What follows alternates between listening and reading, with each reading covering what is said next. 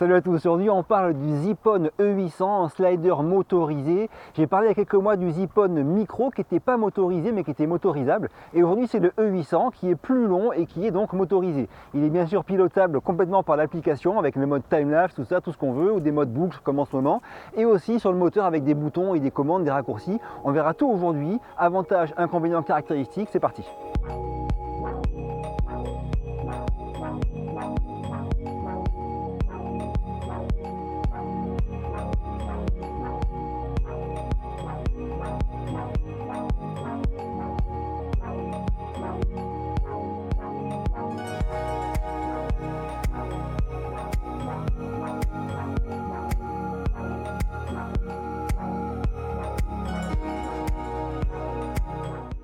Alors pour commencer, voici le Zippon Micro 2, le petit slider de chez Zippon dont je vous ai parlé il y a quelques mois dans une vidéo. Ce petit slider Micro 2, je vous le fais gagner en fin de vidéo, je vous dirai comment participer à un petit concours pour le gagner pour ceux qui sont intéressés.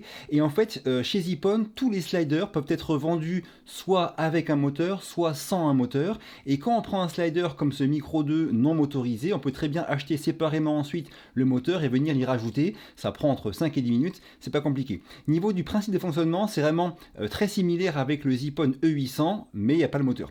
Donc je mets de côté ce Micro 2 et on passe sur la description du fonctionnement du Zippon E800. Alors ce 800, pour faire simple, on a 61 cm de longueur et une course totale du boîtier dessus de 94 cm.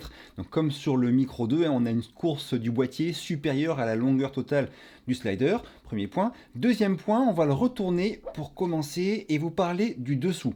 Sur le dessous, contrairement au Micro 2, la partie ici support n'est pas enlevable facilement. Sur l'autre, on avait un petit clip pour enlever cette partie support. Sur celui-ci, sur le E800, pour l'enlever, il faut dévisser. Bref, elle est faite pour être maintenue constamment en position sous le slider. Ici, après, on a 4 pattes, tout comme sur le Micro 2. Et ces pattes ont la particularité d'avoir 2 styles de pieds.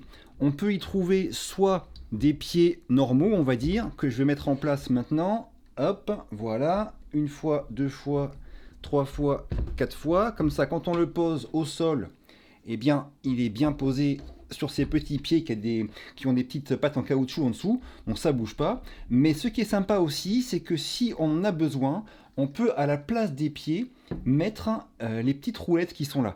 Donc ces petites roulettes, elles sont vraiment bien faites. Elles roulent vraiment sans aucun souci et sans bruit.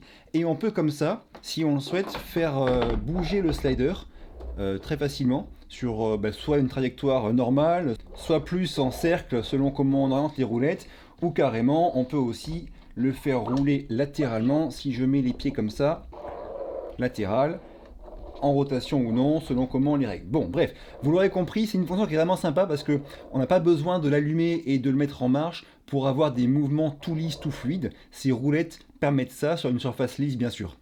Ce moteur marche soit quand il est branché sur secteur, soit avec des batteries de type NPF. Avec les batteries NPF les moins volumineuses, qui font 2200 mAh je crois, on a au moins 4 heures d'autonomie et on peut monter jusqu'à 14 heures d'autonomie avec les plus grosses batteries NPF. Donc au niveau du branchement, c'est comme d'hab, il n'y a rien de compliqué. J'insère la batterie, si j'y arrive. Clic. Une fois qu'elle est insérée, on va venir appuyer appui long sur le bouton on-off, et quand ça passe au vert, voilà, là il est allumé. Donc quand il est allumé, on a deux manières de le faire glisser, soit directement sur le moteur avec les boutons, soit avec l'application. Donc rapidement, il y a des flèches, gauche-droite, sur le moteur, ou alors l'application. Donc maintenant, on voit en détail comment ça marche au niveau des boutons du moteur, et après on verra la partie application. Alors pour commencer, on peut régler 3 vitesses différentes du slider. Il y a la vitesse lente que j'ai maintenant, là.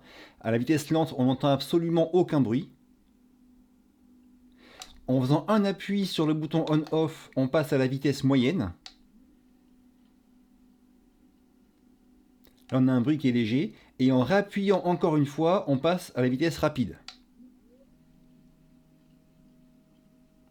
Là, le bruit est plus prononcé, mais ça reste acceptable. C'est une boucle, hein, donc si je rappuie sur le bouton on-off une fois, je repasse en vitesse lente. Voilà pour la partie vitesse. Il faut savoir qu'au niveau du poids que peut supporter ce slider, on est à 8 kg pour un mouvement horizontal. Donc caméra, équipement de 8 kg, c'est quand même énorme. Et en mouvement vertical, pour remonter une caméra par exemple, on a une masse maximale embarquée de 3,5 kg. Donc la plupart des boîtiers correspondront et pourront être remontés verticalement par le Zipone E800. Maintenant, on passe à la suite des modes sur le boîtier, enfin sur le moteur, notamment le paramétrage de mouvement automatique directement sur le moteur. Première étape, on choisit un point A. Ce point A, on va dire que c'est ici pour moi. On le choisit avec les flèches, bien sûr. Quand je suis OK avec le point A, je fais un double appui sur le bouton on-off et là, il y aura un bip. Écoutez. Voilà.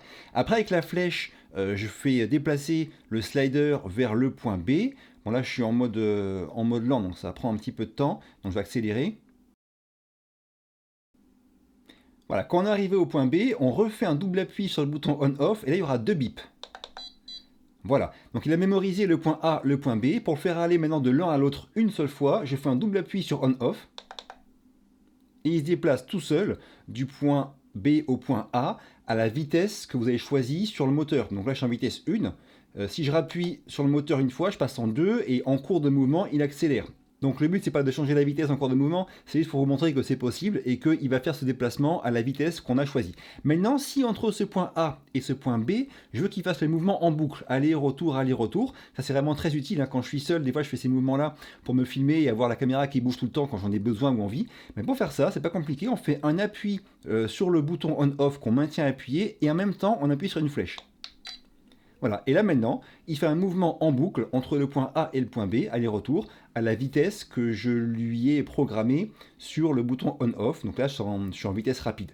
Voilà pour ce mouvement programmé, qu'il soit en une seule fois ou en boucle, depuis le moteur du slider.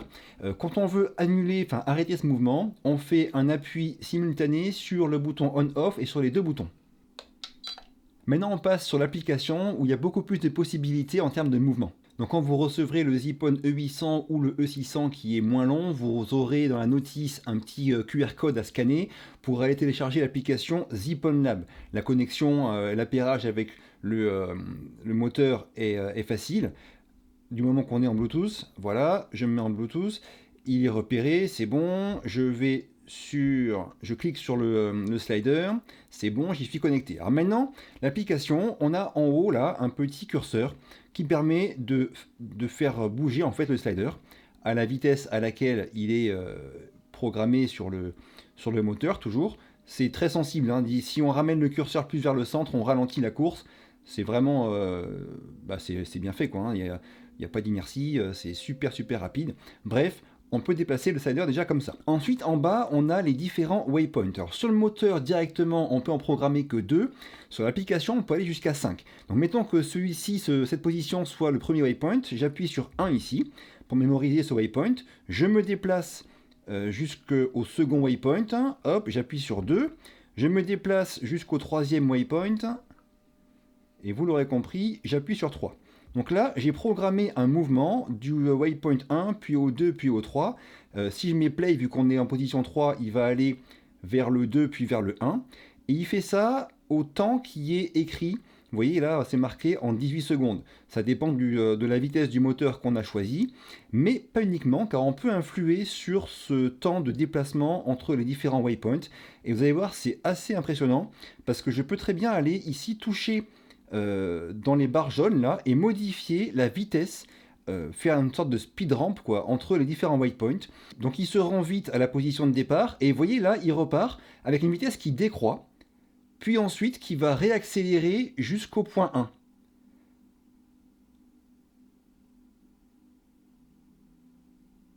Là ça réaccélère. Et voilà. Et bien sûr, à l'inverse, je peux très bien mettre sur pause et faire une sorte de speed ramp dans l'autre sens, ou carrément modifier toute la courbe, hein. Je peux très bien tout mettre au ralenti. Bref, j'ai un total contrôle de tous ces mouvements entre les différents points. Donc à chaque fois, le point 3 qui est en rouge là est considéré comme le point de départ. Ça, on peut le changer, hein. Si je veux appuyer sur le point 1 pour qu'il soit le point de référence, mais je peux le faire. Là, je voulais juste ce mouvement-là en cours pour que vous voyez comment ça se passe. Il suit vraiment la courbe de vitesse que je lui ai demandé de suivre. Là, il va ralentir pour finir son trajet entre le point 2 et le point 1. Là, j'ai appuyé sur le point 1 qui devient le point de référence. Si je mets play, il fera le trajet dans l'autre sens en suivant la courbe telle qu'elle est programmée, du point 1, puis au point 2, puis au point 3. Bref, vous l'aurez compris, c'est vraiment très très fin. Et encore une fois, on peut très facilement programmer différents mouvements et jouer sur les courbes de vitesse entre les différents points. C'est hyper complet. Bien sûr, ici, on a le petit bouton pour faire une boucle. Si j'appuie dessus, eh bien, le mouvement va être tout le temps en boucle entre les points 1, 2 et 3. C'est le même principe que la boucle qu'on avait sur le moteur lui-même. Ça marche très bien aussi. Alors là, je vais arrêter, mettre pause. Je vais supprimer la boucle et je vais faire un appui long sur chacun des points pour les supprimer. Voilà, là, j'ai supprimé les points. On va revenir sur ce qui est marqué plus haut là. Donc ici il y a différentes fonctions, vous avez vu, qui ne sont pas accessibles et qui sont réservées à d'autres accessoires que Zippon a sur son site ou aura bientôt à la vente. Mais ce slider ne peut marcher qu'avec l'onglet du haut, là où il y a marqué slider. On va maintenant cliquer sur Timelapse ici. Pour passer en mode Timelapse, on va pouvoir choisir le temps d'exposition de chacune des photos. Donc on rentre une valeur, par exemple si je fais des photos avec une vitesse d'obturation de 1 centième de seconde, je vais taper 0.0,1, confirm. Ensuite l'intervalle, on va prendre par exemple 3 secondes. Il vous suggère en dessous différents intervalles selon ce que vous faites comme type de scène. Ensuite on va aller choisir ici un point 1, on va dire que c'est celui-là. On va aller choisir un point 2 par exemple en appuyant sur le moteur. Je vais changer la vitesse pour y aller plus vite. Voilà. On va aller au point 2. Voilà. J'appuie là sur le point 2. Au niveau de la courbe, on va rester sur une courbe bien sûr plate. Et là-dessus, on va pouvoir choisir un temps entre les deux points. Là, il me propose 26 minutes de mouvement. Donc ça peut correspondre à ce que vous avez pris, mais si ça ne vous va pas, il va falloir modifier le temps. Vous voyez en bas, je peux aller, au lieu d'appuyer sur le 2 ou sur le 1, je vais appuyer au milieu là, et je vais carrément baisser toute la barre jaune pour augmenter le temps, la durée en fait du mouvement et diminuer la vitesse de déplacement. Donc quand je suis prêt, j'appuie sur l'appareil photo. Et là, il va aller tout doucement se déplacer du point 2 au point 1. C'est comme ça qu'on fait un timelapse. Là, on ne s'en rend pas compte, mais il bouge. Quand on appuie sur play, il fait un mouvement comme dans la partie vidéo, donc un mouvement assez rapide entre les deux positions. Quand on appuie sur l'appareil photo, par contre, là, il lance vraiment le mouvement très très lent qui correspond au timelapse. Donc, il faut bien se souvenir qu'en partie vidéo, on appuie sur play. Et en partie timelapse, on appuie sur l'appareil photo pour débuter le mouvement super lent du slider. Voilà pour les points principaux de l'application. Alors tout à l'heure, j'ai dit que la course totale du boîtier était de 94 cm. Quand on se rapproche d'une extrémité, comme c'est le cas maintenant, je l'ai mis complètement en butée d'un côté, vous voyez les pieds sont là-bas, eh bien le slider tient toujours, mais par contre il est possible qu'il s'affaisse un petit peu. C'était le cas sur les générations précédentes. En bout de course, on avait un léger affaissement du slider et ce point-là a été corrigé par Zippon sur cette version des Zippon E800 et E600 en rajoutant deux choses qui permettent d'y remédier. Je l'ai retourné, donc le moteur est maintenant ici. Donc là, vous voyez, en butée ici, on a deux petites roulettes qu'on peut ajuster en hauteur avec la vis, la clé qui est ici. Là. Ça sert à venir les régler pile poil à la bonne hauteur pour qu'elles viennent. Voilà, là je suis pile comme il faut, je vais verrouiller ça. Et maintenant le slider, en fait, il coulisse sur ces deux roulettes. Et elles le maintiennent pour pas qu'il bascule vers le bas légèrement quand il arrive en bout de course. Alors ça c'est une chose qui n'était pas présente sur les modèles précédents et je connais des gens qui ont été gênés par ça, n'est-ce pas Jérémy? Voilà, mon Zippon y a remédié maintenant et ça apporte de la stabilité au slider en bout de course lorsqu'il est posé sur ses pattes. Mais c'est pas tout, ils ont aussi fait un système qui permet d'y remédier quand il est monté sur un trépied, on voit ça maintenant. Alors sous le slider, on a ici au centre bien sûr la partie qui sert à être accrochée au trépied. On a une sorte de support pour trépied ici, mais s'il n'est pas à la bonne taille, il y a aussi un pas de vis pour y accrocher votre propre quick release qui ira sur votre trépied. Et sur les côtés ici, vous voyez, il y a deux molettes avec des trous là. Ces deux trous servent à accrocher des supports pour permettre au slider de rester bien droit, même quand l'appareil est en bout de course, lorsque l'ensemble est monté sur un trépied. Alors, je vous prends la housse dans laquelle le E800 est livrée. Cette housse, quand on ouvre la partie extérieure ici, je vais y arriver, elle est où? Elle est là. Voilà. Quand on ouvre la partie qui est au dos, on a ceci qui est fourni. Alors ça sert donc justement à ça, à accrocher le slider à un trépied. Il y a une manière recommandée de le faire que moi j'ai faite et qui marche sur mon trépied, mais on peut aussi faire ça plus simplement. Je vais pas tout vous montrer aujourd'hui, mais c'est vraiment très simple, hein. Chaque partie a un petit pas de vis intégré qu'on peut dévisser et puis on peut s'en séparer ou quoi. Chaque partie aussi est réglable en longueur, y compris celle-ci bien sûr, hein. Voilà, et on peut après venir visser tout ça pour que ça tienne comme on souhaite. Donc bref, ça marche très bien. C'est pas si compliqué que ça en a l'air à installer. Mais c'est ici que je voulais vous montrer. Vous voyez ces deux boules là, ce sont elles qui vont venir s'installer en fait. Alors je vais le faire un peu à l'arrache, ça va faire du bruit. Mais bon, c'est pour la bonne cause. Voilà. Je vais venir installer la boule ici, dans l'endroit où elle est censée aller. Hop, et là on revisse, et voilà. Et ici, vous voyez, de ce côté-là, donc à votre gauche, il y aura un support quand le trépied, enfin quand le slider sera monté sur un trépied, qui empêchera que le slider ne bascule légèrement vers le bas quand le boîtier arrivera en bout de course de ce côté-là. Donc voilà un peu le principe. Ça paraît contraignant à mettre. Moi j'ai mis environ 5 minutes à l'installer, donc c'est pas si pénible que ça, et c'est efficace quoi. Allez, je range tout ça. Pour l'éteindre, c'est l'inverse de l'allumage, on fait un appui long sur le bouton on-off, et voilà, il est éteint. Alors ce style de slider, vous l'aurez compris, hein, c'est pas quelque chose qui est destiné à du loisir, hein, c'est assez cher, c'est un truc qui est vraiment hyper bien pensé, qui glisse tout seul, il n'y a pas un seul à-coup. Forcément, c'est un produit qui est plus pour un usage professionnel. Moi, il me sert soit pour filmer des produits, soit pour filmer des parties sympas de vidéos YouTube, soit pour des prestations vidéo, soit pour des hyperlapses, soit pour me filmer moi quand je suis tout seul et que je veux que la caméra ait un petit mouvement. Bref, c'est un usage qui est assez particulier et tout le monde n'en aura pas besoin. Mais bon, c'est quand même intéressant, je pense, de voir un petit peu ce qui se fait, et c'est un bon produit, d'autant que Zipone a fait vraiment cet effort de corriger le problème qu'avaient les versions précédentes de légère inclinaison lorsque le boîtier arrivait en bout de course. Cela étant dit, comme promis, je vais vous offrir le Zipone Micro 2, ce petit slider qui n'est pas motorisé mais qui est motorisable.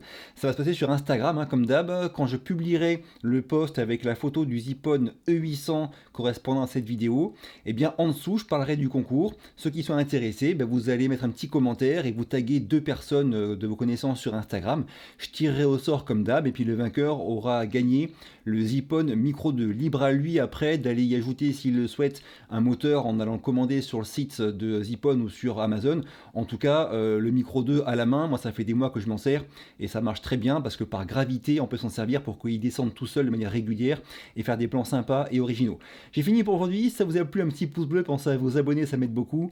Je vous quitte, à très vite pour la prochaine, et d'ici là, bougez-vous purée. Bougez-vous.